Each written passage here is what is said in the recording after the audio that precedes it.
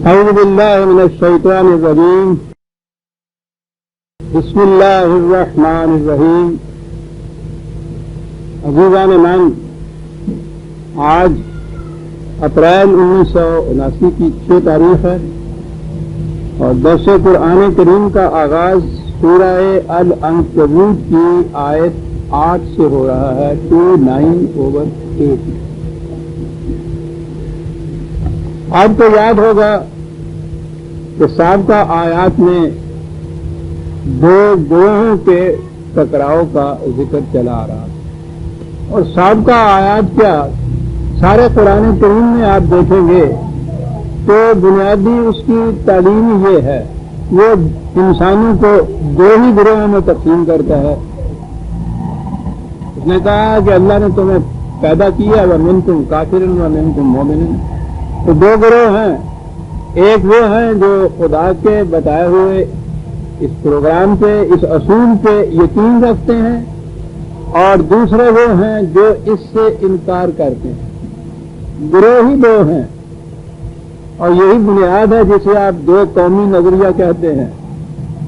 وہ کسی خاص ملک کے اندر 2 قومیں نہیں ہوتی تو بہرحال ہر جگہ ہیں، لیکن قرآن نے تو پوری نوع انسانی کو 2 صنفوں میں، 2 قسموں میں تقسیم کر دیا ہوا ہے. ایک وہ جو خدا کے بتائے ہوئے اصول کے مطابق اس اصول پہ پہلے یقین رکھتے ہیں اور اس کے مطابق زندگی بسر کرتے ہیں، اور دوسرے وہ جو اس کے خلاف جاتے ہیں. کیسے باشد دنیاوی نقطۂ نگاہ سے ان کو مذہبوں میں تقسیم کر دیجئے، قوموں میں تقسیم کر دیجئے، گروہوں میں تقسیم کر دیجئے. وہ 2 ہی شکیں بتاتا ہے. انسانیت 2 شکوں میں تقسیم ہو جاتی ہے. اور جو میں نے عرض کیا ہے کہ یہی وہ 2 شکیں ہیں جس کے مطابق انسانیت 2 قومی نظریے میں بٹ جاتی ہے. 2 قومی نظریے کی بنیاد اس پہ ہے. قرآن کی بنیادی تعلیم ہے یہ. اب یہ جو چیز ہے کہ منکم مومنون، تم میں سے ایک گروہ وہ ہے کہ جو ترجمہ تو ہم نے کیا ایمان لانے والے، اور پھر اپنے آپ کو فریب دے لیا کہہ کہ وہ تو ہوئے ہم، اور دوسرے جو انہوں نے کہا کافر، وہ ہوئے ہندو. وہ بھی جب ہم دوسرے ملک میں آ گئے تو جب وہاں رہتے تھے تو ساری جنگ ہی اس پہ تھی. وہ کہتے تھے کہ وہ وہاں رہنے والے ہندو اور مسلمان، ہمارے یہ نیشنلسٹ علماء یہ کہتے تھے کہ وہ تو سارے ایک قوم ہی ہیں وہاں کے، یعنی وہاں وہ 2 قومیں بھی ختم ہو گئی. لیکن جہاں ہم اب 2 قومیں کہتے بھی ہیں تو اس کے معنی یہ ہیں کہ ہم تو ہو گئے مومن اور وہ ہو گئے کافر. جھگڑا ختم. اپنے آپ کو جب مومن کہہ لیا تو معاملہ ختم ہو گیا سر. تو سوال یہ نہیں ہے وہ کون سی چیز ہے بنیادی جسے تسلیم کرنے سے یہ گروہ مومن کہلا سکتا ہے یا اسے ایمان کہا جاتا ہے، اور وہ دوسری کون سی چیز ہے جس کی بنا پہ آپ کہیں گے کہ وہ مومن نہیں ہیں، نہ ماننے والے ہیں. تفصیل میں جائیے تو ہمیں تو یہ بتایا جائے گا، اور ویسے بھی قرآن میں ہے کہ اللہ پہ ایمان، اس کی کتاب پہ ایمان، رسول پہ ایمان، ملائکہ پہ، آخرت پہ ایمان. یہ تو اجزاء ہیں اس کے. جس چیز کے یہ اجزاء ہیں وہ کیا ہے؟ اصل تو وہ ہے، یہ اجزاء ایمان ہے.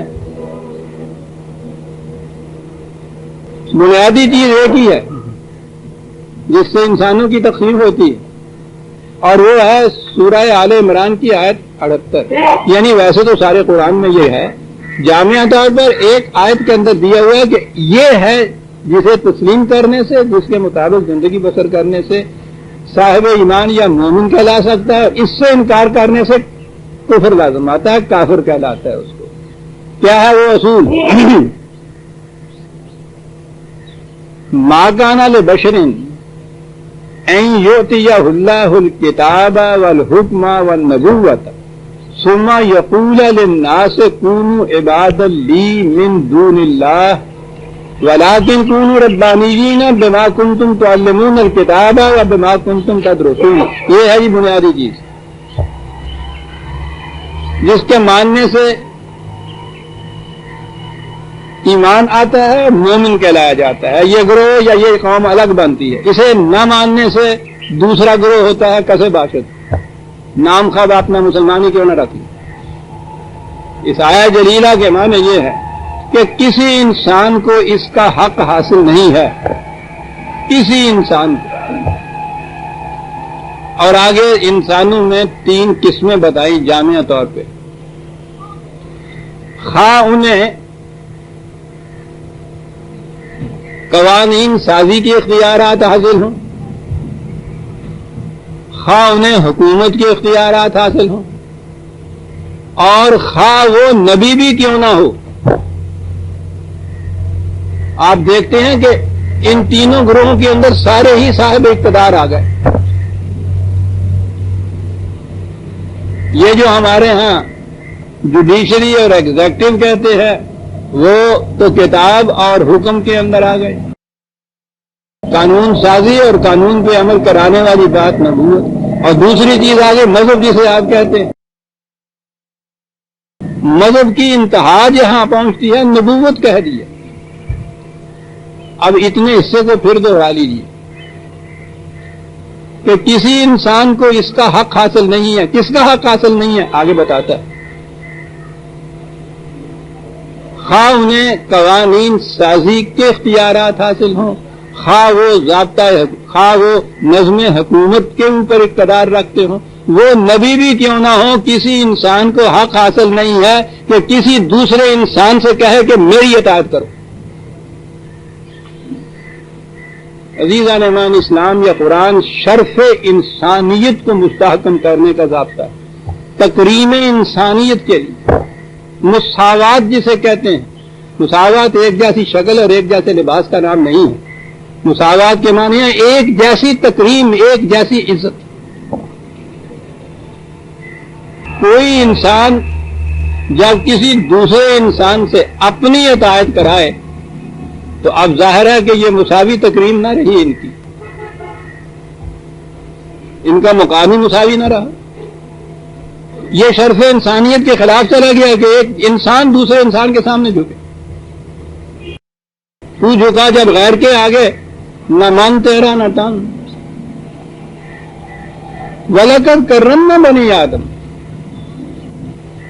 ہم نے ہر بنی آدم کو، جسے آپ انسان کہیں گے، یکساں واجب التکریم پیدا کیا ہے. تکریم کے منافی یہ بات ہوگی کہ کوئی انسان دوسرے انسان سے اپنی اطاعت کرائے. کہا کسی انسان کو اس کا حق حاصل نہیں. یہ تقسیم کار کہہ لیجئے کہ کچھ قوانین وضع کرنے والے، کچھ انتظامیہ والے، ان کو نافذ کرنے والے، اور تیسرا گروہ جس کو آپ مذہبی کہہ سکیں، مذہبی پیشوائیت آج کے یہ ختم نبوت کے بعد، خواہ نبی بھی کیوں نہ ہو. بڑی عظیم چیز ہے، اسے حق حاصل نہیں ہے کہ وہ کسی انسان سے، دوسرے انسان سے اپنی اطاعت کرائے. کرنا یہ ہوگا وَلَٰكِن كُونُوا رَبَّانِيِّينَ، ان سب کو یہ کہنا چاہیے بِمَا كُنتُمْ تُعَلِّمُونَ الْكِتَابَ بِمَا كُنتُمْ تَدْرُسُونَ، ان سب کو کہنا یہ چاہیے کہ تم خدا کی اطاعت کرو. اب خدا کی اطاعت وہ ایک ایبسٹریکٹ سی چیز ہے، خدا ہمارے سامنے نہیں ہے، ہمیں کچھ براہ راست حکم نہیں دیتا، ہم اس کو دیکھتے نہیں ہیں. تو وہ خدا کی اطاعت عملاً کیسے ہوگی؟ بما کنتم تعلمون الکتاب و بما کنتم تدرسون، اس کتاب کی بنا پر جسے تم پڑھتے پڑھاتے بھی ہو، جس کی اپنے دل کی گہرائیوں میں اتارتے ہو، اس کتاب کی اطاعت جو ہے وہ ہے خدا کی اطاعت. اس کے سوا کوئی اور اطاعت انسان کی اطاعت ہے، اور اس کا کسی انسان کو حق حاصل نہیں ہے کہ دوسرے سے اطاعت کرائے. اطاعت کرانے والا، اطاعت کرنے والا، دونوں کفر کے زمرے میں چلے جاتے ہیں. عزیزان ایمان، قرآن نے یہ کہا ہے وَمَن لَّمْ يَحْكُم بِمَا أَنزَلَ اللَّهُ فَأُولَٰئِكَ هُمُ الْكَافِرُونَ، جو لوگ خدا کی کتاب کے مطابق فیصلے نہیں کرتے، حکومت نہیں بناتے، وہی ہیں جن کو کافر کہا جاتا ہے. تو کفر اور ایمان میں خط امتیاز یہ ہے. اس آیت جلیلہ نے یہ کہا کہ کسی انسان کو اس کا حق حاصل نہیں ہے کہ وہ کسی انسان سے اپنی اطاعت کرائے، اپنا حکم منوائے.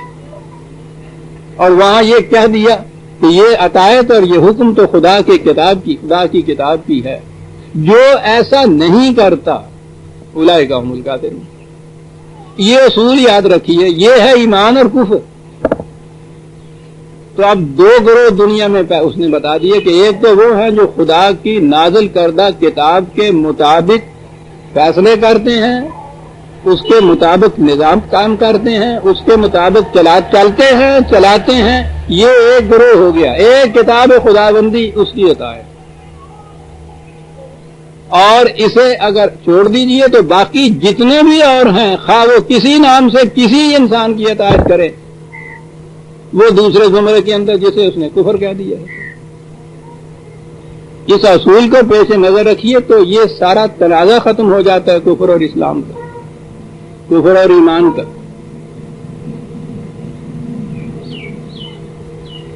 ایسی بنیادی چیز قرآن نے دے دی ہے جس میں کسی شک و شبہ، ابہام، التباس یا کسی قسم کی یعنی کوئی ایبسٹریکٹ چیز نہیں رہی کہ ذہنی، نظری یا عقائد کی چیز ہو، یہ ایک عملی چیز ہے۔ یہ ہے وہ بنیاد جس پہ اس نے کہا ہے کہ دو گروہ ہوتے ہیں، اور یہ دو ہی گروہ ہیں کہ جن کا وہ ٹکراؤ بتاتا چلا جاتا ہے انسانوں میں۔ ایک وہ جو انسانوں سے اپنی اطاعت کرائے، اپنا حکم منوائے، دوسرے مقابل میں وہ جو یہ کہے کہ نہیں، یہ چیز شرف انسانیت کے منافی ہے، کسی انسان کو اس کا حق حاصل نہیں ہے، اور تم اور ہم دونوں بما کنتم ربانیین، کہ آؤ ہم تم سارے مل کے خدا کی اطاعت کرنے والے بنے، ہم تم سارے مل کے۔ یہاں بھی کوئی اطاعت کرانے والا نہیں ہوتا، وہ خود بھی اطاعت کر رہا ہوتا ہے۔ یہ ہے جی بنیادی چیز۔ میں نے یہ اس لیے یہاں صراحت سے بات کہنی ضروری سمجھی کہ اگلی آیت ایسے آتی ہے، اگر یہ بات ذہن میں نہ ہو تو سمجھ میں نہیں آتا کہ یہ آیت درمیان میں آئی کیسے۔ اور یہی وہ مقامات ہیں جہاں پہنچ کے ہمارے ہاں کے ارباب دین مذہب بڑے فخر سے کہتے ہیں کہ قرآن میں تو ربط نہیں ہے صاحب۔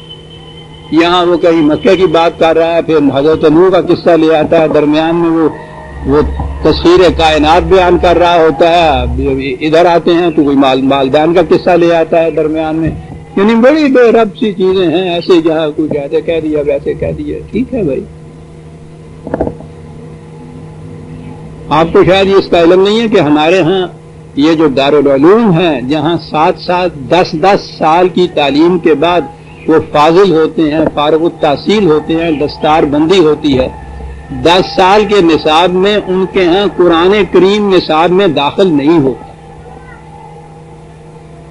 شاید آپ کو تعجب آئے، ان سے پوچھ لیجئے گا۔ آخری سال میں صرف سورہ بقرہ کی ایک تفسیر ہے بیضاوی کی، ایک سورت کی، وہ تبرکاً آخری سال میں بس اتنی ہے جو ان کو پڑھا دی جاتی ہے، ایک تفسیر سورہ بقرہ کی صرف 10 سال میں، قرآن نصاب میں نہیں ہوتا۔ یہ ہے وہ بنیادی چیز۔ اب آئیے، پیچھے سے چلا آ رہا ہے، یہ چلا آ رہا تھا یہ جس میں کہا تھا کہ احسب الناس ان یترکوا ان یقولوا آمنا وهم لا یفتنون، کیا یہ لوگ سمجھتے ہیں کہ اتنا کہہ دینے سے کہ ہم ایمان لائے بس معاملہ ختم ہوا، یہ چھوڑ دیے جائیں گے، کہہ دیا جائے گا کہ لیجئے یہ پاس اور چلے جائیے جنت میں؟ نے کہا یہ بات نہیں ہے، یہ تو بھٹیوں میں سے گزر کے جانا پڑتا ہے، کٹھالیوں میں سے گزرنا پڑتا ہے، جب یہ ملاوٹ والا سدھات سونا اور کندن بنتا ہے۔ تو یہ ٹکراؤ تھا نا، جو بھٹیاں ہیں کٹھالیاں ہیں جتنی بتائیں۔ اب یہ کہتا چلا آ رہا ہے، درمیان میں اب وہ آیت آ گئی جہاں سے آج کا درس شروع ہوتا ہے، وَوَصَّيْنَا الْإِنسَانَ بِوَالِدَيْهِ حُسْنًا وَإِنْ جَاهَدَاكَ لِتُشْرِكَ بِي مَا لَيْسَ لَكَ بِهِ عِلْمٌ فَلَا تُطِعْهُمَا إِلَيَّ مَرْجِعُكُمْ فَأُنَبِّئُكُم بِمَا كُنتُمْ تَعْمَلُونَ۔ غیر خدا کی اطاعت جو ہے اس نے اس کی بنیاد لی ہے جہاں بات یہ شروع کرتا ہے۔ بچے کے عقائد، اس کے خیالات، اس کے نظریات یہ کب مرتب ہوتے ہیں؟ جب یہ ہنوز ماں کے گود میں ہوتا ہے، گھٹنیوں چل رہا ہوتا ہے، وہاں سے شروع ہوتے ہیں۔ جس قسم کے خیالات ماں باپ رکھتے ہوں یا اس گھر کی فضا میں ہوں، بچہ پیدائشاً وہ خیالات لے کے بڑا ہوتا ہے۔ خیالات کی بنیاد وہاں پڑتی ہے، یہ ہے قرآن عزیزان مان۔ کہا مال ایسا لگا بہی علم نے اس آیت، پوچھو نہیں کس طرح سے چمک کی چیز پیدا ہوتی ہے، ذرا سی اس میں تدبر کی ضرورت ہے، تفکر کی ضرورت ہے قرآن میں۔ کہا وہ زمانہ کہ جس میں تمہیں علم حاصل نہیں ہوتا، اس زمانے میں یہ ماں باپ جو ہیں یہ خیالات پختہ کر دیتے ہیں، اور اس قسم کا ماحول یا ماں باپ تو خیر کسی خوش نصیب بچے کو میسر آئے کہ وہ توحید کے خیالات وہاں ہوں، یعنی ایک خدا کی عطایت کے خیالات وہاں ہوں۔ شاید ہی اس دور میں تو ہمارے ہاں کوئی گھرانہ شاید ملتا ہی نہیں ہے، نہ ملے۔ بچپن میں بچے کے ذہن میں جو عقائد اور خیالات راسخ کیے جاتے ہیں، ہمارے سب گھروں کے اندر آپ دیکھیں گے انسانوں کی عطایت ہوتی ہے، کسی شکل میں آپ اسے کہہ دیجیے۔ سیاست کے معاملے میں ارباب اقتدار، شریعت کے معاملے میں یہ ہمارے ہاں کے ارباب شریعت، مذہبی پیشوائیت، ائمہ فقہ، محدث، انسان کہیں چلے جائیے ان میں سے آخر میں جا کے ایک انسان پہ بات رکے گی۔ طریقت میں لے لیجئے تو وہاں تو ہر حجرے کے اندر ایک خدا بیٹھا ہوتا ہے۔ حضرت صاحب کی عطایت، پہلی چیز ماں باپ کی عطایت، ہر بڑے بوڑھے کی عطایت، اسلاف کی عطایت، یہی تعلیم ہے نا جو بچپن میں ملتی ہے ہمارے گھروں میں۔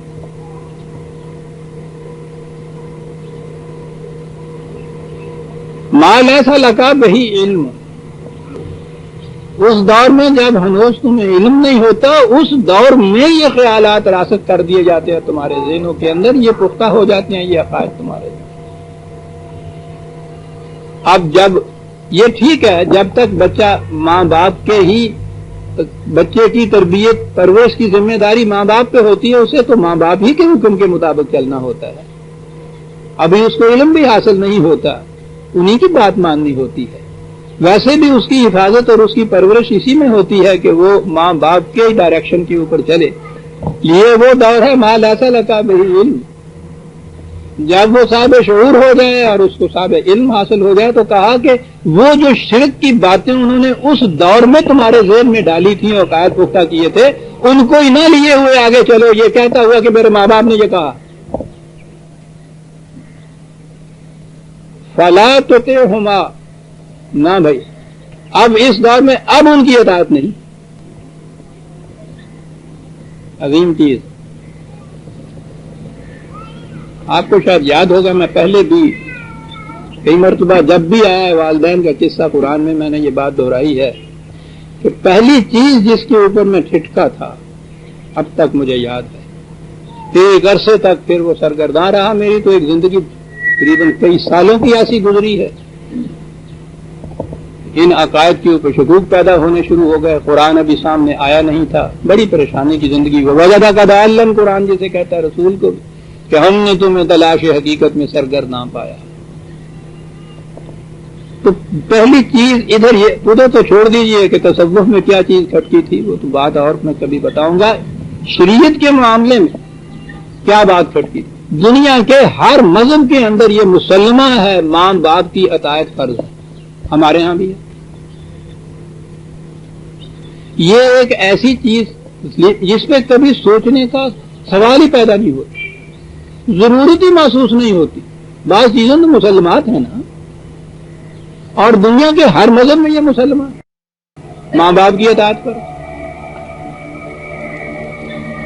قرآن کریم میں جب میں نے دیکھا کہ جہاں جہاں اس نے یہ کہا ہے، کہا یہ ہے کہ ماں باپ کے ساتھ حسن سلوک کیا کرو، کہ یہ عمر کے اس حصے میں پہنچ گئے ہیں جہاں یہ اپنی ضرورتیں آپ پوری کرنے کے قابل نہیں رہے، ان میں کچھ کمی واقع ہو گئی ہے، ان کی کمی پوری کر دیا۔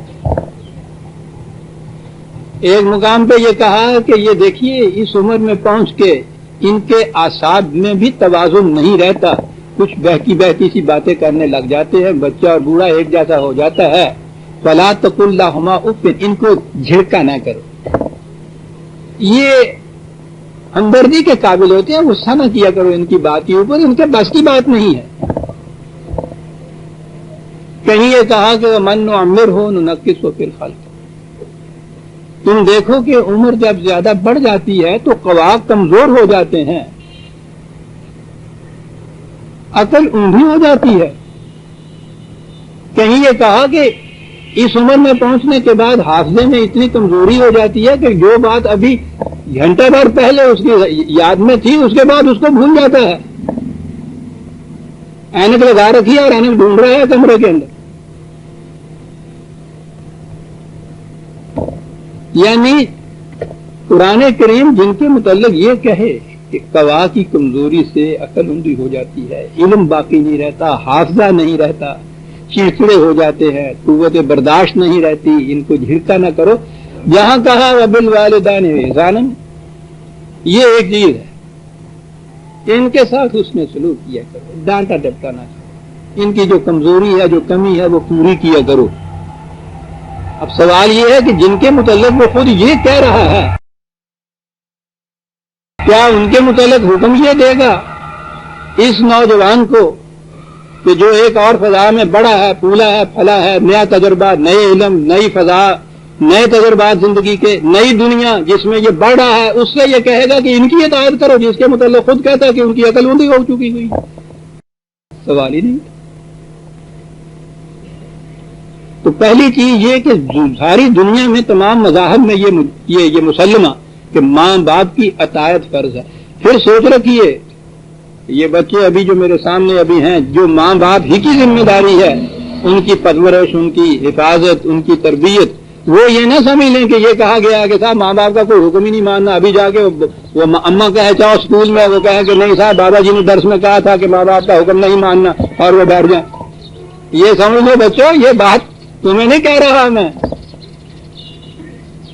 جب بڑے ہو جاؤ گے، علم حاصل ہو جائے گا، شعور آ جائے گا، زندگی کی پختگی میں پہنچ جاؤ گے، اپنے فیصلے آپ کرنے کے قابل ہو جاؤ گے، تو پھر اس وقت یہ چیز آپ کے اوپر بائنڈنگ نہیں رہے گی کہ آپ وہ ہر بات اس لیے ان کے مانے کہ ماں باپ نے یہ کہہ دیا ہے۔ خود فیصلے کرو، ان کے تجربے سے فائدہ اٹھاؤ، اپنے فیصلے آپ کرو۔ یہ اس وقت کی بات میں کہہ رہا ہوں۔ بڑی اسٹرائکنگ چیز میرے سامنے آئی، باقی مذاہب میں میں نے دیکھا، اور خاص طور پہ ہم ہندوستان میں رہتے تھے، ہندو مذہب وہ قریب سے مطالعہ کیا جاتا تھا اس کا، اور رامائن کا پاٹھ تو اس زمانے میں ہر چوک میں، ہر بازار میں ہوتا تھا ہندوؤں کے ہاں، تو ہمارے ہاں بھی بہت ہوتا تھا صاحب۔ رامائن تو ہے ہی، اس کی نقطۂ ماسکہ کیا ہے؟ راجا بوڑھا ہے، اس نے نئی شادی کی، اس بیوی نے اس سے یہ قول لے لیا کہ تمہارے بعد ولی عہد میرا بیٹا ہوگا، یہ جو پہلی بیوی کا تمہارا بڑا بیٹا ہے وہ نہیں ہوگا، حالانکہ ان کے ہاں بڑا بیٹا ہی راج پاٹ کا مالک ولی عہد ہوا کرتا تھا۔ اس نے یہ قول لے لیا۔ اب اس کے بعد قول تو دے دیا دشرت نے، بعد میں جب سوچا تو رونے لگا، بیٹے کو بلایا کہ بھئی یہ بات ہو چکی ہے۔ اس نے کہا کہ پتا جی میرا تو دھرم یہ ہے کہ آپ کا قول کا پالن کروں اور آپ کی اطاعت میں کروں، اس لیے یہ ٹھیک بات ہے، یہ ہے، اسی کو آپ دیجئے۔ اس بیوی نے یہ کہا کہ اس پہ اعتبار ہمیں کیسے آئے کہ یہ کل کو دعویٰ نہیں کر دے گا اور پھر راج پاٹ چھین نہیں لے گا۔ انہوں نے کہا، باپ نے کہا اس سے کہ بھائی پھر یہ ہے کہ تم ملک چھوڑ جاؤ، جنگلوں میں چلے جاؤ۔ بنواس دھار دیا، جنگل میں چلا گیا۔ اب اس میں یہ ہے کہ اس رام کا یہ جو عمل تھا اطاعت باپ کی، یعنی باپ بیٹا دونوں سمجھ رہے ہیں کہ بڑی نامعقول سی ان ریزنیبل بات ہے، اس نے جو کہہ دیا ہے، لیکن یہ رام کا یہ عمل کہ اس نے باپ کے حکم کی اطاعت کی، انہوں نے رام کو خدا بنا لیا، اس کی پرستش کرتے ہیں۔ ایک ہی جوہر ہے اس کے ہاں، ایک ہی عمل۔ ادھر تو رام اوتار بنا اس بات پہ کہ اس نے باپ کا اتنا نامعقول سا حکم جو تھا مانا، ماں باپ کی اطاعت جو فرض ہوئی۔ اور ادھر میں نے دیکھا کہ حضرت ابراہیم علیہ السلام بیٹھے ہیں، نبی خدا کا، اپنے باپ سے کہہ رہا ہے کہ تمہاری مت ماری گئی ہے، اپنے ہاتھ سے پتھر کی مورتی بناتے ہو، اس کے سامنے جھکتے ہو، کیا ہوا تمہاری عقل کو؟ اور خدا کہتا ہے کہ ہم نے اس کو چن لیا، اپنے مخلص بندوں میں شمار اس کا کر دیا۔ دونوں جگہ ہے، ایک ہی بات، باپ ہے اور بیٹا ہے۔ وہ اسے خدا مانتے ہیں، نبی بھی نہیں۔ اس کے متعلق خدا کہتا ہے کہ چن لیا ہم نے، بڑا مقام ہے ابراہیمی۔ سوچیے عزیزان من، میں نے جیسا عرض کیا ہے، جب میں نے شروع کیا تھا قرآن پہ فکر، تو یہ ایسے مقامات آتے تھے بچپن میں ذہن میں، یہ ماں باپ کی اطاعت فرض ہے، اطاعت کیے بھی چلا آ رہا تھا، بے حد نقصان بھی اٹھا چکے تھے اس وقت تک۔ لیکن قرآن کی یہ بات ہے کہ اگر اطاعت فرض ہے تو ہندو کا تو وہ عمل سمجھ میں آ سکتا ہے، ٹھیک ہے۔ یہ کیا بات ہے جو قرآن کہہ رہا ہے ابراہیم کے متعلق؟ ہمارے سامنے ابراہیم کی یہ بات کہہ کے کہا کہ تمہارے لیے ابراہیم کی زندگی میں بہترین نمونہ ہے، اسوہ حسنہ ہے۔ قرآن کریم میں دو ہی شخصیتیں ہیں جن کی زندگی کو اسوہ حسنہ دیا قرار، ایک نبی اکرم صلی اللہ علیہ وسلم کی زندگی کو، وہ تو بات ہوئی، دوسرے حضرت ابراہیم علیہ السلام کی زندگی کو، جہاں ابتدا اس سے ہوتی ہے کہ انہوں نے اپنے باپ سے بھی یہ کہہ دیا۔ یعنی ساری دنیا مذاہب کے مسلمہ کے خلاف ایک بات کی ہے ابراہیم نے، اور خدا اسے کہتا ہے شاباش کیا بات ہے تیری، اور ہم سے کہتا ہے کہ یہ ہے جس کی تقلید تم پہ لازم ہے، رام کی نہیں۔ یہ کیا چیز ہے، کیا راز ہے اس کے اندر؟ یعنی خامخواہ گھروں کے اندر قرآن انارکی پیدا کرنا چاہتا ہے۔ لڑکا جوان ہو جائے، صاحب شعور ہو جائے، صاحب تمیز ہو جائے، اس کو علم حاصل ہو جائے، تو پھر یہ کہے کہ بھائی اپنے فیصلے آپ کرو، ان کے نہ کرو، ان کے فیصلوں کو جانچا کرو، تولا کرو، ٹھیک ہو تو اس پہ عمل کیا کرو۔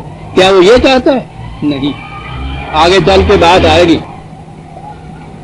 جہاں حضرت ابراہیم علیہ السلام کا آگے ذکر آتا ہے، کہا کہ تم وہیں جا کے بات کروں گا، لیکن یہاں دلیل تو دینی پڑتی ہے۔ کہنے لگے کائنات میں تم غور کرو، کیفا یبدو الخلق ثم یعیدہ، یہ کائنات کی اشیاء جو ہے ان کی ابتدا کس طرح سے ہوتی ہے، اور پھر وہ کس طرح ارتقائی منازل طے کرتی ہوئی آگے بڑھتی چلی جاتی ہیں، اوپر اٹھتی چلی جاتی ہیں۔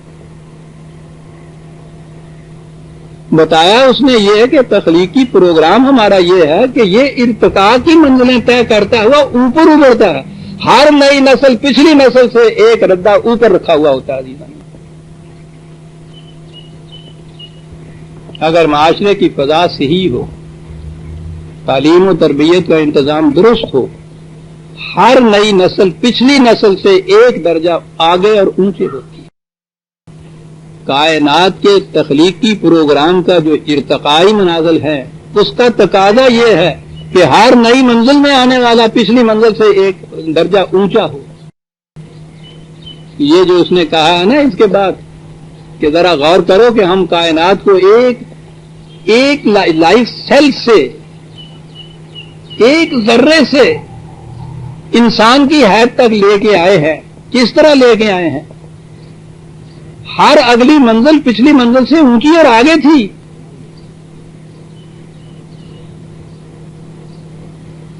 اگر وہ منزل اسی جیسی ہے تو جمود ہے، وہیں ٹھٹر گئے، ٹھہر کے بیٹھ رہے۔ وہ سپیشیز موجود ہیں کہ جنہوں نے ارتقائی منازل کی صلاحیت اپنے اندر نہیں پیدا کی، ویسے کی ویسی وہ ہیں، اور اگر وہ ان میں وہ بھی نہیں صلاحیت رہی تو وہ ایکسٹنکٹ ہو گئی، ختم ہو گئی، پیچھے رہ گئی۔ ارتقاء کے سلسلے میں اگلی کڑی میں وہی پہنچی جنہوں نے پچھلی کڑی سے زیادہ اپنے اندر صلاحیت حاصل کی۔ اس لیے قرآن کی روح سے تو ہر نئی جنریشن کا بچہ اگر اس کی صحیح تعلیم ہے، پچھلی جنریشن سے ایک قدم آگے ہوگا، اسے ایسا ہونا چاہیے. اس لیے اگر قرآن بھی ماں باپ کی اطاعت فرض قرار دے دیتا اس آنے والی جوان نسل کو بھی، تو یہ اگر پیچھے نہ مڑتی تو کم از کم ٹھٹر کے تو وہیں رہ جاتی. جیسا غار میں پیدا ہونے والا باپ تھا ہمارا، ویسے ہی آج ہم ہوتے، کیونکہ ان کی تو اطاعت فرض تھی. اطاعت کے معنی یہ ہے کہ وہ اپنے جیسا بنانا چاہتے ہیں. گھر کے اندر جس قسم کا وہ ماحول ہو، اور تو اور باپ جس قسم کے کپڑے پہنتا ہے وہ بچے کو وہ بھی یہ کہتا ہے. یہ بال کٹوانے پہ گھروں کے اندر ناک بھاؤں چڑھا دیتا ہے باپ کے. دیکھو تو صحیح، دیکھتے ہو تمہارے بزرگ کس قسم کے بال رکھا کرتے تھے اور تم آگے ہو صاحب یہ کچھ کرنے والے. یعنی وہ اتنا بھی برداشت نہیں کر سکتا کہ وہ جو ان کا عام انداز ہے گھر کے زیست کا، اس سے بھی ذرا اس میں فرق پڑ جائے بچے میں. تو اگر یہ چیز کہیں قرآن کا حکم ہوتا کہ تم نے ان کی اطاعت کرنی ہے تو ٹھٹر کے رہ جاتی ہے نسل. اور ہم ٹھٹر کے رہ گئے ہوئے ہیں. ہمارے ہاں کے یہ اگلی نسل کے بچے جس معاملے میں ماں باپ سے سرکشی بہتے ہیں وہ بھی بال کٹوانے اور پینٹ پہن میں ہوتا ہے. فکری اعتبار سے، ذہنی اعتبار سے ان کی کوشش نہیں ہوتی کہ ہم ان سے آگے جائیں. وہ تو ان سے بھی پیچھے گئے ہوئے ہوتے ہیں. یہ ہے وہ نظام فطرت کا کہ ہر منزل جو ہے زندگی کی وہ قرآن نے کہا ہے صراط مستقیم ہے، آگے چلنے کی ہے. اور خدا ذل معارج ہے، سیڑھیوں کے اوپر چڑھنے کی ہے، سیدھی سیڑھیوں کے اوپر. یعنی دائرہ نہیں ہے کہ اسی کے اندر گردش کرتا رہے. ہر نئی نسل پرانی نسل کے ساتھ چلے تو دائرے میں گردش ہو جائے گی نا. یہ تو نہ ہی یہ ہے کہ ہموار ہے، بلند نہیں ہوتی. صراط انا ربی علی صراط، تیرا خدا صراط مستقیم پہ ہے، تیرا رب ذل معارج ہے. دو چیزیں بتائیں قرآن نے عزیزان من. زندگی کا ارتقاء، اس ارتقاء کا سارا مسئلہ ان دونوں میں آ گیا. تیرا رب صراط مستقیم پہ جا رہا ہے، یعنی جو اس کا کائناتی پروگرام ہے وہ دائرے میں نہیں چل رہا کہ گردش کیے چلا جا رہا ہے ویسے کا ویسا ہی رہتا ہے. دائرے میں تو یہ ہوتا ہے نا، یہ نہیں ہے. آگے جانا ہے، اور آگے بھی ایک سطح کے اوپر آگے نہیں جانا ہے. ذل معارج ہے، سیڑھیوں والا ہے. اوپر بھی چڑھنا ہے، آگے بھی بڑھنا ہے. عزیزان من، یہ ہے زندگی کا راز. لہذا ہر نئی جنریشن کو فکری، علمی، اخلاقی، تربیتی انداز سے پچھلی نسل سے آگے ہونا چاہیے. تو جو حضور نبی اکرم صلی اللہ علیہ وسلم کی چمکتی ہوئی حدیث ہے، من استوى یومہ فہو مغنون، جس کے 2 دن ایک جیسے ہوں، آگے نہ بڑھا ہوا ہو، سمجھ لو تباہ ہو گیا. 2 دن، اور جہاں صدیاں ایک جیسی گزر رہی ہیں. اپنے آپ کو تو فریب دیا جا سکتا ہے نا کہ بہت اچھی حالت میں. دوسری قوموں کے ساتھ ذرا موازنہ کر کے دیکھیے. یاران دیوگام نے محمل کو جا لیا، ہم ماہوے نالہ جرس کارواں رہے.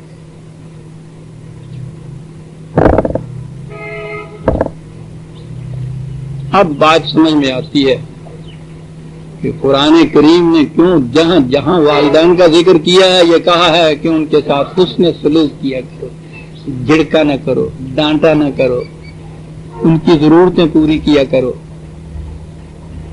ان کا علم کم ہو رہا ہے، ان کے قوا جو ہے نگوسار ہو رہے ہیں، ان کی وجہ سے وہ کمزور ہو رہے ہیں، اور تم اور آگے بڑھتے چلا جائے. قرآن نے تو پہلے ہی صفحے میں بالآخرت ہم یوقنون کہا ہے. مستقبل کے اوپر نگاہ رکھنے والا مومن ہوتا ہے. عزیزان من، ماضی کی طرف دیکھنے والا قرآن نے کہا ہے کہ اہل جہنم کی ایک پہچان یہ ہے کہ ان کی آنکھیں گدی میں لگی ہوئی ہوتی ہیں، سامنے ان کے تاریکی ہوتی ہے، ماضی ان کا جو ہے درخشندہ ہوتا ہے. جب بھی پوچھو ہم لوگوں سے وہ کہتے ہیں صاحب دیکھیے نا کیا 3 صدی ہے، ہارون رشید کا زمانہ ہمارے یہاں. سبحان اللہ صاحب، تہذیب و تمدن میں ہم بھی آسمان پہ چڑھے ہوئے تھے. سب آج کی بات تو کیجیے نا صاحب، سر وہ بات دیکھیے نا صاحب، ماضی درخشندہ. اہل جہنم. اس لیے عزیزان مان اسے سوچ کر کیے. صحیح تعلیم یہ ہے کہ جب تک بہرحال بچے ماں باپ کی حفاظت اور پرورش اور تربیت میں ہے، ان کی ڈائریکشن کے مطابق ہی ان کو چلنا ہوگا.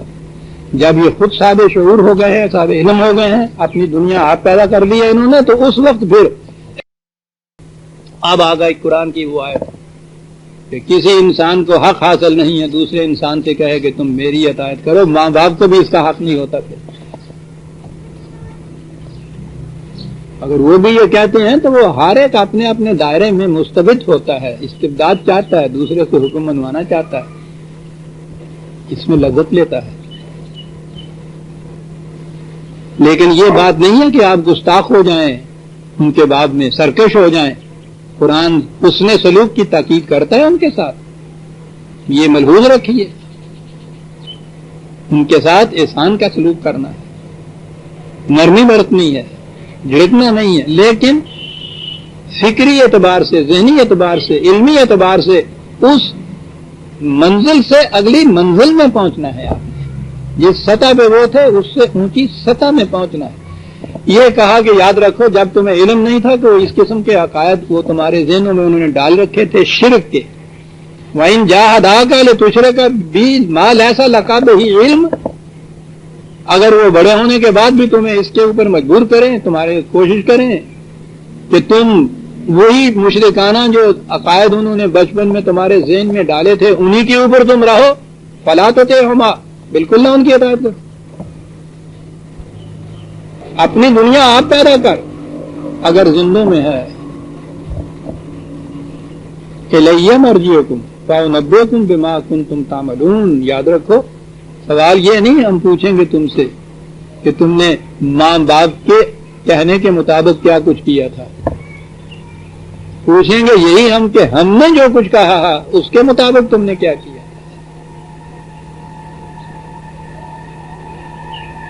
مقافات عمل کی دنیا میں تو اس نے کہا ہے کہ باپ بیٹے کو چھوڑ دے گا، بیٹا باپ کو چھوڑ دے گا، کوئی بھی کسی کی دوسرے کی ذمہ داریاں نہیں سنبھالے، سوال ہی نہیں۔ اب پھر آگے بات والذین آمنوا وعملوا الصالحات، یہ آ گئی وہ آمنوا والی بات، وہی ایمان جو سورہ آل عمران کی آیت 78 میں ہے۔ عزیزان من نوٹ کر رکھیے، وہ بنیاد ہے دین کی، ایمان کی۔ ما کان لبشر ان یؤتیہ اللہ الکتاب والحکم ثم یقول للناس کونوا عبادا لی من دون اللہ، بالکل صرف خدا کی کتاب کے مطابق جو حکم دیتا ہے، جو فیصلے کرتا ہے، جو وہی ہے جو قرآن کے مطابق کہا جاتا ہے۔ والذین آمنوا وعملوا الصالحات، اب وہ کہا کہ قریب ترین جہاں فریب کھاتا ہے انسان وہ ماں باپ کی اطاعت فرض ہے، یہ عقیدہ چلا آ رہا ہے۔ اگر وہ بھی تمہارے ذہن کے اندر یہ عقیدہ ڈالیں کہ فلاں امام کی، فلاں حضرت کی، فلاں صاحب کی، فلاں کی اطاعت کرنی ہے، تو جب تم صاحب شعور اور صاحب علم ہو جاؤ تو وہاں پہنچ کے ان سے کہو کہ نہیں، یہ غلط ہے، اطاعت صرف خدا کی کتاب ہے۔ اگر یہ تم نے کیا وعملوا الصالحات اور اس کے مطابق تم نے وہ کام کیے جو تمہاری صلاحیتوں کو بڑھاتے جائیں، یہ عمل صالحات کے یہ معنی ہے۔ لَنُدْخِلَنَّهُمْ فِي الصَّالِحِينَ، تو یہ لوگ ہیں جنہیں ہم ان میں داخل کریں گے جن کی صلاحیتیں بڑی ہوئی ہوں گی۔ تو ارتقاء کی اگلی منزل میں تو وہی پہنچے گا نا کہ جس کی صلاحیتیں بڑی ہوئی ہوگی۔ استبدال یا وہ جو شخصی اطاعت ہوتی ہے اس میں نقص یہ ہوتا ہے کہ کوئی شخص یہ دیکھ نہیں سکتا کہ اس سے زیادہ صلاحیتوں والا جو ہے وہ پنپ جائے۔ وہ کوشش یہ استبدال کے معنی یہ ہوتے ہیں، وہ کوشش یہ کرتا ہے کہ اس کی صلاحیتیں مجھ سے دبی ہوئی رہیں، کم رہیں۔ وہ جو فرعون کو کہا کے متعلق کہا یذبحون ابناءہم، کہ وہ ابنائے قوم کو ذبح کر دیا کرتا تھا، تو وہ یہ چیز تھی۔ دیکھ نہیں سکتا تو ہے اردو کا لفظ، لیکن یہ پنجابی میں کہاں تو زیادہ دیکھ نہیں سکھاؤں، بڑی عجیب چیز ہے۔ دیکھ نہیں سکتا وہ بات نہیں ہے،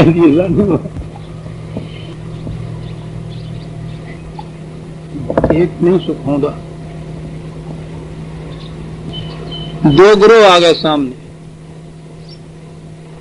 ایک کھلے بند ہوں یہ کہنے والا کہ عطائے صرف خدا کی کتاب پر ہے اور اس کے مطابق عمل کرنے والا. ڈسٹنکٹ پرو ایک.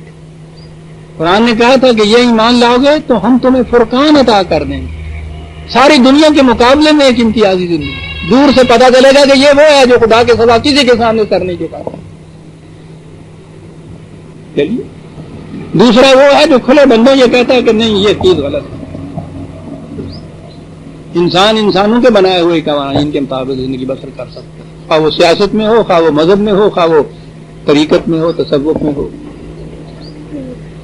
دو گروہ ڈسٹنکٹ. کھلے بندوں یہ کہتا ہے ایک بین گروہ تیسرا ہوتا ہے، وہ ان دونوں وہ اس سے بھی خطرناک ہوتا ہے جو کھلے بندوں یہ کچھ کرتا ہے، اور وہ ہے جنہیں وہ منافق کہتا ہے.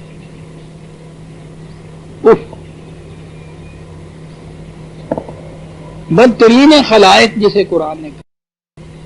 کھلے بندوں جو دشمن ہے اس سے تو آپ اپنی حفاظت کا سامان کر سکتے ہیں، معلوم ہوتا ہے. جو دوست بن کے آتا ہے آپ کے ہاں، آپ جماعت میں شامل ہوتا ہے اور نیت شروع سے ہی اس کی تقریب کی ہوتی ہے، اس کی تقریب سے بچنا بہت مشکل ہے. یہ منافق جو ہے یہاں داغ دیجیے عربوں کی. جنگلی چوہا ہوتا ہے اور وہاں تو صحرا ہوتے تھے، وہاں یہ عام طور پہ چوہے ہوتے تھے. جھاڑیوں واڑیوں والے جتنے لوگ ہوتے ہیں، یہ زمینیں جو ہوتی ہیں اس میں اس قسم کے جو باہر جانور وغیرہ رہتے ہیں ان کے لیے آسانی ہوتی ہے، جن سے بھاگا کسی جھاڑی کے نیچے چلا گیا تھا. اور اگر وہ ریگستان والی بات ہے تو وہ تو سامنے کھلے بندوں وہ نظر آ جاتا ہے، چیوٹی چلتی بھی چلی پتہ چل جاتا ہے کہ وہ ہے، کھلی ہوتی ہے.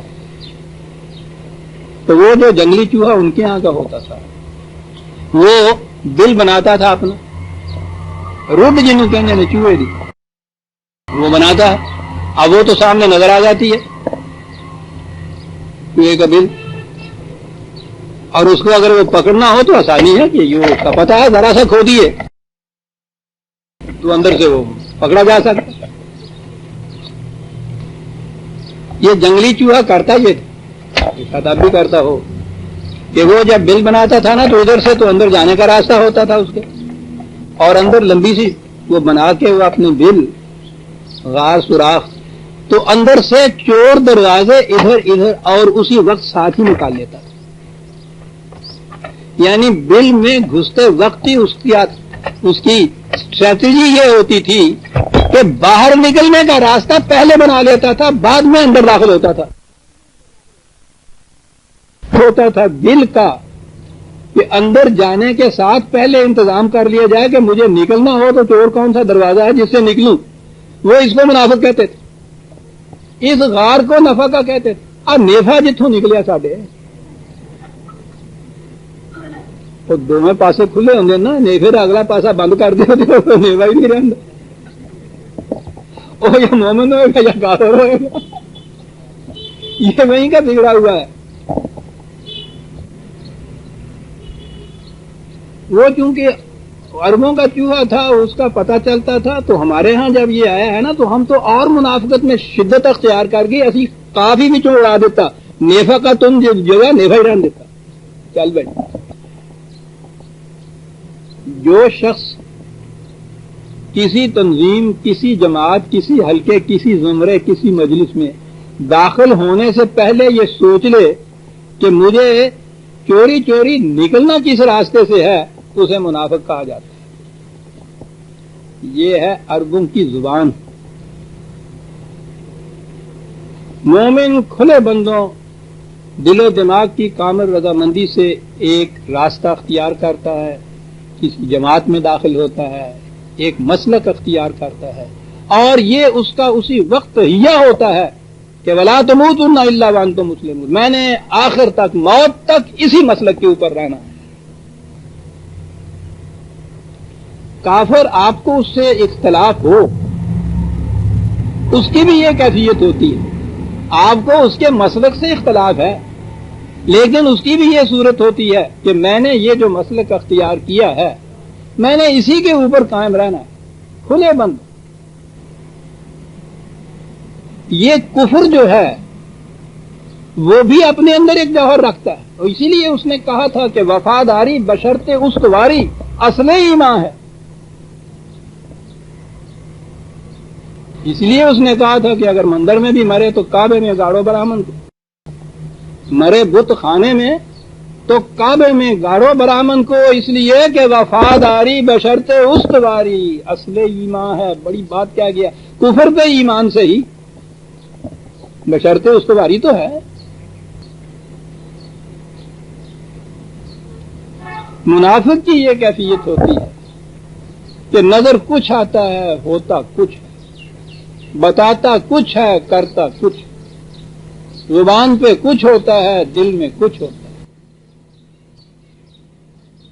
قرآن مجید میں عزیزان من شروع سے آخر تک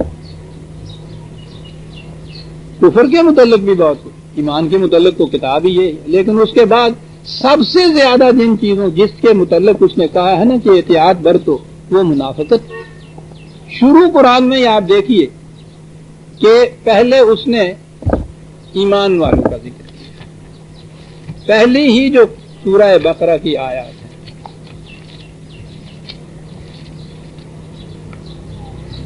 ھدی للمتقین الذین یؤمنون بالغیب، وہ سارا کچھ جنا ایک ہو گیا گروہ. ان الذین کفروا سواء علیہم، دوسرا گروہ ہو گیا. اور تیسری آیت ہے ومن الناس من یقول آمنا باللہ وبالیوم الآخر وما هم بمؤمنین، زبان سے کہتے چلے جائیں گے کہ ہاں صاحب ہم بھی مومن ہیں، ہم ایمان لائے، یقیناً وہ مومن نہیں ہوتے. یخادعون اللہ والذین آمنوا، دھوکہ دیتے ہیں، خدا کو دھوکہ دیتے ہیں، جماعت مومنین کو دھوکہ دیتے ہیں، جن کے اندر شامل ہوتے ہیں، پہلے سے دل میں یہ رکھے ہوئے کہ ہم نے تقریب کرنی ہے ان کی، دھوکہ دیتے ہیں ان کو. لیکن وہ وہی ان کو کھٹک دیتا ہے کہ وَمَا يَخْدَعُونَ إِلَّا أَنفُسَهُمْ، اپنے آپ کو دھوکہ دیتے ہیں. یہ خدا کو بھی نہیں، خدا کو تو دھوکہ دے ہی نہیں سکتے. جماعت مومنین کو بھی دھوکہ نہیں دیتے، بڑے کھڑے کھڑے وہ ہوتے ہیں، وہ پہچان لیتے ہیں. یہ منافق جو ہم لوگوں کو دھوکہ دیتے ہیں، منافق کو ہی دھوکہ دینے کی کوشش کرتا ہے، ہم بھی ویسے ہی ہیں.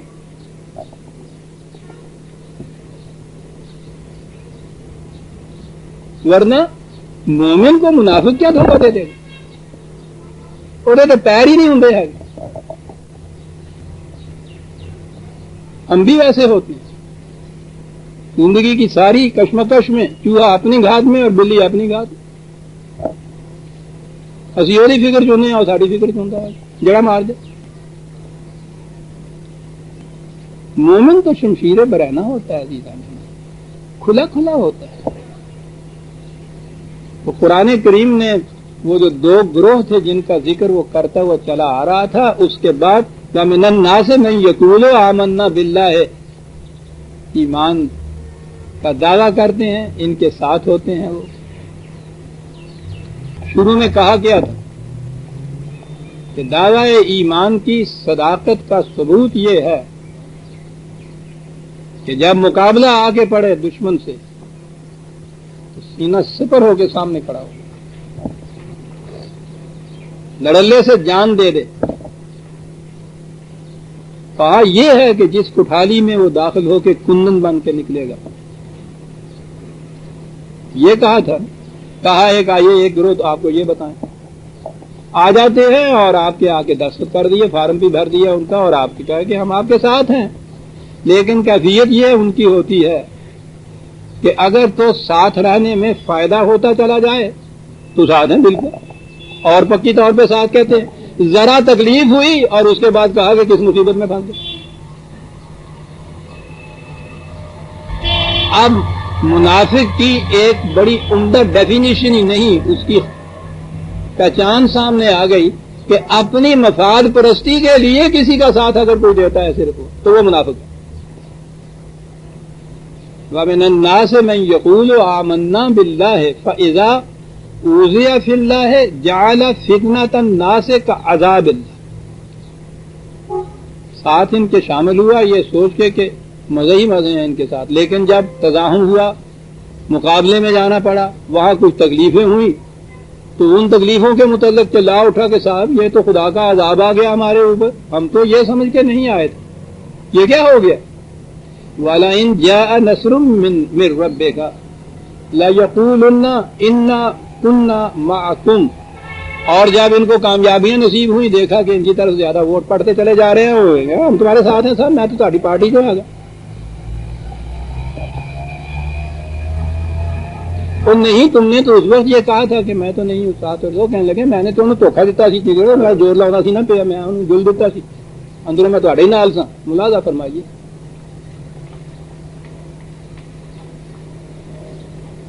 جب مفادات اور مصالح تمہارے ساتھ لانے میں ہیں تو قسمیں کھا کھا کے، قرآن میں دوسری جگہ ہے کہ قسمیں اٹھا اٹھا کے کہتا ہے کہ نہیں میں تمہارے ہی ساتھ تھا، میں اس کو فریب دے رہا، فریب تو ضرور دے رہا تھا۔ وہاں قرآن نے کہا ہے جو یہ کہتا ہے میں اس کو فریب دے رہا تھا، وہ ہر ایک کو فریب دے گا، بچنا اس سے۔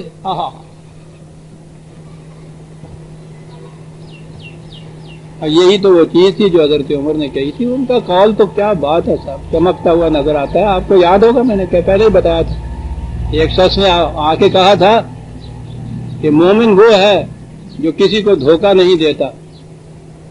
آپ نے کہا تھا کہ فکرہ پورا کرو، آدھا کیوں کہتے ہو؟ کہنے لگے جی کیسا فکرہ پورا کروں؟ کہا مومن وہ ہے جو کسی کو دھوکہ نہیں دیتا اور کسی سے دھوکہ کھاتا بھی نہیں ہے۔ مومن خدا کی صفات کے رنگ میں رنگا ہوا ہوتا ہے، خدا بھی اگر دھوکہ نہیں دیتا ہے تو دھوکہ خدا کھاتا بھی نہیں ہے۔ مومن وہی ہے، دیتا بھی نہیں دھوکہ، دھوکہ کھاتا بھی نہیں ہے۔ مومن کی بصیرت عزیزہ نمان، ہمیں تو پتہ نہیں ہے عزیزہ نمان کہ ایمان ہوتا کیا ہے اور وہ کیا جوہر پیدا کرتا ہے۔ وہ تو وہ فراست پیدا کرتا ہے انسان کے اندر، خلوص ہو اگر اپنے دل کے اندر، نصلت بینیاں اور منافقت انگیزیاں نہ ہوں۔ فراست کو تو دھندلا یہ چیزیں کرتی، مفاد پرستیاں دھندلا کر دیتی، انا ہو جاتا آدمی جنہوں کہنے، ورنہ ایمان کا جوہر رسول اللہ حضور نے فرمایا اتقوا من فراست المومن انہ ینظر بنور، مومن کی فراست سے محتاط رہا کرو، وہ تو اللہ کے نور سے دیکھتا ہے۔ اللہ کا نور تو کتاب ہے نا، مومن نہیں دھوکہ کھاتا۔ لیکن یہ گروہ ہمیشہ ہوتا ہے کہ جب مفاد تمہارے ساتھ رہنے میں ہے تو ساتھ رہتا ہے، اس کے بعد جب دیکھتا ہے کہ اپنے مستقل الگ مفاد ہیں تو ہر قسم کا وہ دھوکہ دے دیتا ہے۔ قرآن کریم میں ان سے بچنے کی اتنی تاکید کی ہوئی،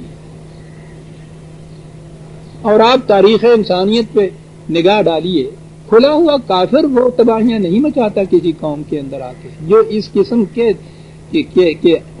نقاب پوش خنجر دار آستین منافق جسے قرآن نے کہا ہے، وہ جو تباہیاں پیدا کرتے ہیں۔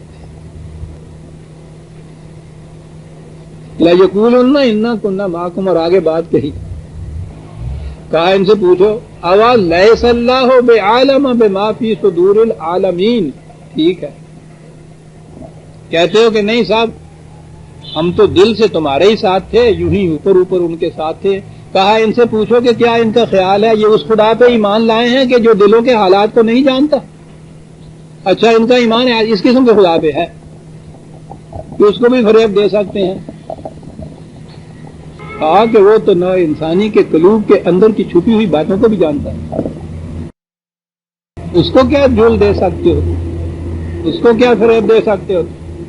وَلَيَعْلَمَنَّ اللَّهُ الَّذِينَ آمَنُوا وَلَيَعْلَمَنَّ الْمُنَافِقِينَ، وہ جانتا ہے کہ مومن کون ہے، وہ جانتا ہے کہ منافق کون ہے۔ تو زندگی میں عزیزان من قرآن کریم کی اس تعلیم کی روشنی میں اس حقیقت کو سمجھنا چاہیے، ہمیشہ اس کی احتیاط برتنی چاہیے کہ جو آپ کا ساتھ دینے کا وعدہ کرتا ہے وہ فی الحقیقت مخلص ہے، اخلاص کے ساتھ ساتھ دے رہا ہے۔ یوں ہی نہ بھروسہ کر لو کسی کی، قرآن کی تعلیم یہی ہے، منافقین سے بچنے کی بڑی تاکید کرتا ہے، اور یہ ہے یعنی جہنم میں تو سارے بہرحال جنہیں کفار کہا جاتا ہے ان کو وہ بھیجتا ہی ہے، فی درک الاسفل من النار، جہنم کا سب سے نیچے کا جو درجہ ہے اس میں منافق کو وہ کہتا ہے. وَلَيَعْلَمَنَّ الْمُنَافِقِينَ، کہا یہ گروہ وہ ہے. وَقَالَ الَّذِينَ كَفَرُوا لِلَّذِينَ آمَنُوا اتَّبِعُوا سَبِيلَنَا وَلْنَحْمِلْ خَطَايَاكُمْ، وہ ان سے کہتے ہیں آ کے تمہاری جماعت میں کچھ لوگ جو ایسے ہیں ان سے کہتے ہیں کہ یہاں تو تم سے روز باز پرس بھی ہوتی ہے، یہ نہیں کیا وہ نہیں کیا، یہ قصور ہو گیا وہ غلطی ہو گئی، جماعتوں میں تو یہ ایسا ہوگا. بات چھوڑو ساتھ ان کا، روز تنگ کرتے ہیں تمہیں، یہ تو ہمارے پاس ہاتھ آؤ، جو کچھ تم کر گزرے ہوئے ہو اس کا کوئی مواخذہ ہی نہیں ہوگا. تمہاری لغزشیں بھی جو ہو چکی ہوئی ہیں ان کو ہم سنبھال لیں گے. یہ اس قسم کی ٹیمپٹیشن اور ترغیب دے کے بھی جماعتوں سے الگ کرنے کی یہ کوشش کرتے ہیں. وَمَا هُمْ بِحَامِلِينَ مِنْ خَطَايَاهُمْ مِنْ شَيْءٍ إِنَّهُمْ لَكَاذِبُونَ، کہا بالکل جھوٹ بولتے ہیں. ان سے تو اپنی لغزشوں کی جو نتائج ہیں وہ نہیں بھگتے جائیں گے، تمہاری لغزشوں سے تمہیں کس طرح سے یہ موافقت ہوگا. جو چیزیں بھی تباہی پیدا کرنے والی ہیں اس کے متعلق تو قرآن کریم نے یہ بتایا ہے کہ ان الحسنات یذھبن السیئات، لغزشیں ہو جاتی ہیں لیکن لغزشوں کی وجہ سے جو نقصان ہوتا ہے یا جو کوئی تباہی آتی ہے اس کے ازالے کی شکل یہ ہے کہ جتنے نقصان دینے والی کوئی بات تم سے ہو گئی اس سے زیادہ فائدہ دینے والی بات کرو. وہ جنہوں کہنے نے وہ کاپا بھی پورا ہو جائے گا کہ نال کچھ بچ بھی جائے گا. عجیب چیز. طریق ہی یہ ہے سیئات کی مدافعت حسنات سے کرو.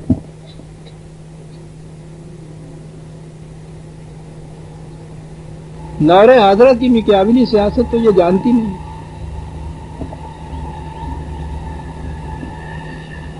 وہ تو مقابلے میں رد عمل ہوتا ہے زیادہ سے زیادہ اور تقریبی بات کرتا ہے. وہ کہتا ہے اس طرح سے تقریب کا ازالہ نہیں ہو سکتا، حسنات سے سیئات کا ازالہ ہوتا ہے.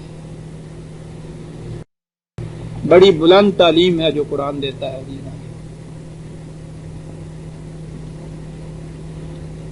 یہی وہ چیز ہے جو ابھی یاد مجھے آئی، جو قرآن نے یہ کہا ہے کہ تم سمجھتے ہو کہ اس شخص نے دشمنی کی تھی، مخالفت کی تھی، یہ سب کچھ ٹھیک ہے.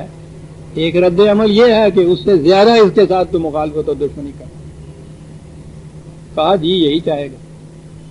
لیکن اس نے کہا کہ ہم تمہیں بتاتے ہیں، جسے ون اوور کرنا کہتے ہیں. کہا اس کی بجائے خلوص دل سے اس کو گلے سے لگا لو، دیکھو کتنا جگری یار بن جاتا ہے تمہارا. یہ ہے وہ اصول جو قرآن نے بتایا. یہ کہا کہ یہ بات غلط ہے، تم سے اگر کوئی کوتاہیاں اور لغزشیں ہوئی ہیں تو یہ کہتے ہیں کوئی بات نہیں، آؤ ہماری طرف، ہم سنبھال لیں گے. نہیں، یوں نہیں سنبھالنے کی بات ہوتی. اس سے زیادہ بہتر حسن کارانہ انداز کے کام کرو.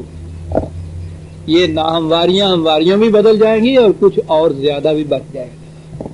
کہا یہ منفعت کا سودا ہے، یہ ہے دشمنوں کو دوست بنانے کا طریقہ. قرآن نے بتایا یہ کرو. وَلَا يَحْمِلُنَّ أَثْقَالَهُمْ وَأَثْقَالًا مَعَ أَثْقَالِهِمْ وَلَا يُسْأَلُنَّ يَوْمَ الْقِيَامَةِ عَمَّا كَانُوا يَفْتَرُونَ. تقریبی نتیجہ پیدا کرنے والا کام کسی کی طرف سے ہو، کسی جماعت سے ہو، ایسا کام کرنے والا کسی کے ہاں جا کے مل جائے، یہ کام تو اپنا نتیجہ پیدا کر کے رہتا ہے. یہ جو کہہ رہے ہیں ہمارے ہاں آؤ اور ہم ان چیزوں کے متعلق مواخذے سے بچائیں گے، تمہیں نہیں بچا سکیں گے، اور اپنی بھی یہ حالت ہوگی کہ اپنے اس قسم کے جو تخریبی کام ہے ان کا بھی نتیجہ بھگتیں گے، اور تم سے یہ جو غلط وعدہ کر رہے ہیں اس کا بھی نتیجہ بھگتیں گے۔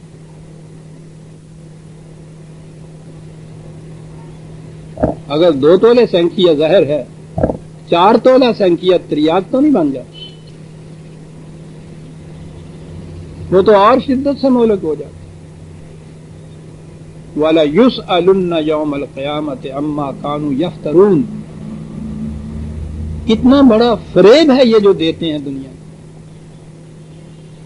ظہور نتائج کے وقت یہ بات کھل کے سامنے آ جائے گی کہ افطرا پردازی، فریب انگیزی، جھوٹے وعدے، غلط کوشیاں یہ کبھی بھی تعمیری نتائج پیدا نہیں کر سکتے۔ یہ حسنات ہی ہیں جو تعمیری نتائج پیدا کرتے ہیں۔ اور یہ تمہید ماننے کے بعد پھر جو قرآن کا انداز ہے، انبیاء سابقہ اقوام گزشتہ کی داستانیں پھر وہ سامنے لاتا ہے کہ لو یہ ہم نے اصول بتایا ہے نا، آؤ دیکھو تاریخ کے اوراق سے پوچھو، وہ شہادتیں اس کی دیں گی کہ یہ اصول واقعی بڑا محکم ہے۔ تاریخی شواہد قرآن کے ان دعووں کی صداقت کا ثبوت بنتے ہیں، اور یہ کچھ کہنے کے بعد وَلَقَدْ أَرْسَلْنَا نُوحًا إِلَىٰ قَوْمِهِ پہلے نبی سے بات شروع کر دی۔ قرآن یہ کرتا ہے، اس کے بعد اور انبیاء کا ذکر بھی آئے گا، وہاں بھیجا۔ اتفاق سے یہ ایک آیت سامنے آ گئی ہے جس کا غلط مفہوم ذہنوں میں الجھاؤ پیدا کرتا ہے، اسے میں ذرا واضح کر دوں۔ فَلَبِثَ فِيهِمْ أَلْفَ سَنَةٍ إِلَّا 50 عَامًا۔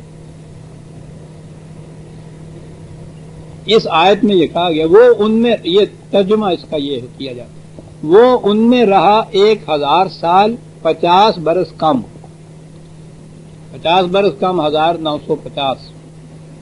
تو عام طور پہ یہ مشہور ہے کہ حضرت نوح علیہ السلام کی عمر 950 سال کی تھی، اور پھر اس پر اعتراض کیا جاتا ہے۔ بہرحال مخالفین جو ہے، معترضین جو ہے، وہ اعتراض کرتے ہیں کہ تاریخ تو شہادت نہیں دیتی۔ حضرت نوح علیہ السلام کا زمانہ بھی متعین ہے، کوئی 6000 سال قبل مسیح سمجھ لیجئے، اور یہ لوگ جو محقق ہیں وہ کہتے ہیں کہ اینتھروپولوجی کے اعتبار سے تو اس سے بھی پہلے زمانے سے جب انسان نے اپنی زندگی ابتدائی شروع کی ہے وہاں سے وہ کہتے ہیں ہم تحقیق کی ہوئی ہے۔ کتنی 1000 سال کی، 900 سال کی، 950 سال کی عمر تو نہیں ہوا کرتی تھی۔ دو باتیں اس میں یاد رکھیے، ایک تو یہ ہے کہ جسے کسی فلاں بڑے شخص کی عمر کہا جاتا ہے وہ اس کی صرف فزیکل لائف کبھی زندگی اپنی ذات کی نہیں ہوتی، ایک دور ہوتا ہے اس کی تعلیم کا، اس کے بنائی ہوئی تہذیب کا، اس کے تمدن کا۔ قرآن کریم نے یہ چیزیں کہی ہیں، دور ابراہیمی، نبی اکرم صلی اللہ علیہ وسلم کا دور رسالت قیامت تک۔ یہ جو ہمارے ہاں روز مذاکرے ہوتے ہیں، مناظرے ہوتے ہیں، بحثیں ہوتی ہیں، پھر صرف اٹول ہوتی ہے کہ رسول اللہ زندہ ہے یا نہیں، حیات النبی بھی آپ کو معلوم ہے نا کہ یہی مسئلہ ہے، میں اس مسئلے میں نہیں جاتا۔ یہ اولو العزم حضرات جو ہیں وہ زندہ ہوتے ہیں جب تک ان کا پیغام، ان کی تعلیم جو ہے روئے زمین پہ زندہ ہوتی ہے، وہ زندہ ہوتے ہیں اس اعتبار سے۔ جب تک ان کے متبعین، جن کو ان کی امت کہا جاتا ہے، وہ ان کا تسلسل جب تک ہوتا ہے وہ زندہ ہوتے ہیں۔ روح محمدی امت محمدیہ کے اندر زندہ ہے، پیغام محمدی کے اندر زندہ ہے، رسالت محمدیہ کے اندر زندہ ہے، قیامت تک کے لیے زندہ رہے۔ تو یہ جو ہے فلاں نبی کا زمانہ، اس کو کہیے فَلَبِثَ فِيهِمْ ہے، وہ ان کے اندر رہا، اس کا دور ہے یہ۔ اور اس کے بعد اس لیے میں یہ عرض کر رہا ہوں کہ تاریخ ہمیں بتاتی ہے کہ حضرت نوح علیہ السلام کا جو پیغام یا تعلیم تھی، انبیاء تو اور بھی ساتھ آتے رہے، وہی تھی تہذیب، وہی تھا پیغام حضرت نوح کا، وہ اس وقت تک رہا، تب تک حضرت ابراہیم کا دور نہیں آ گیا، اور قرآن نے اس آیت کے بعد درمیان میں تمام انبیاء جو ہیں ان کا ذکر جو ہے معذوف کر دیا ہے، وہ ابراہیم اذ قال، اور حضرت ابراہیم کا ذکر آگے آ گیا۔ تو تاریخ کے اس اصول کے اعتبار سے کہ ایک دور ہوتا ہے کسی کی تعلیم کا، کسی کی تہذیب کا، دور حضرت نوح جو ہے وہ رہا دور حضرت ابراہیم کے آغاز تک، وہاں سے دور ابراہیم شروع ہوا۔ اور میں عرض کروں گا کہ یہ دو ادوار جو ہیں ان میں فرق کیا ہے، اس دور کی بنیادی خصوصیت کیا تھی اور دور ابراہیم میں کیا فرق آگے پڑا۔ بہرحال یہ یا تو دور ابراہیم نوح ہے، حضرت نوح ہے، ان کی تعلیم کا زمانہ ہے، اور اگر اس طرف آنا ہے کہ وہ واقعی فزیکل جو ہے عمر، اس میں بھی ایک بڑا عجیب نقطہ ہے۔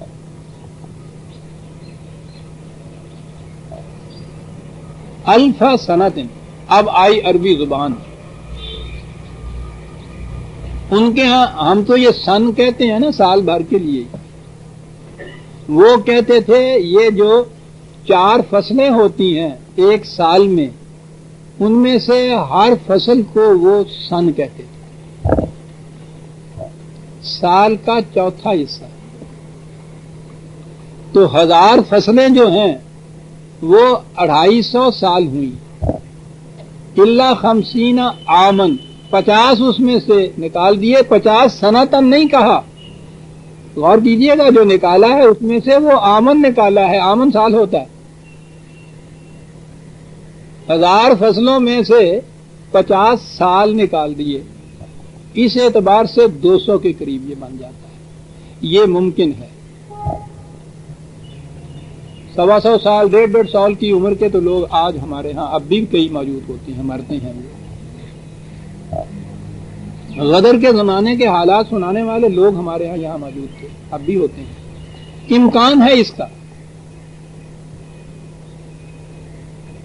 اور پھر آگے آئیے، ان کی زبان جو ہے عربوں کی، پتہ نہیں بلا تھے یہ لوگ۔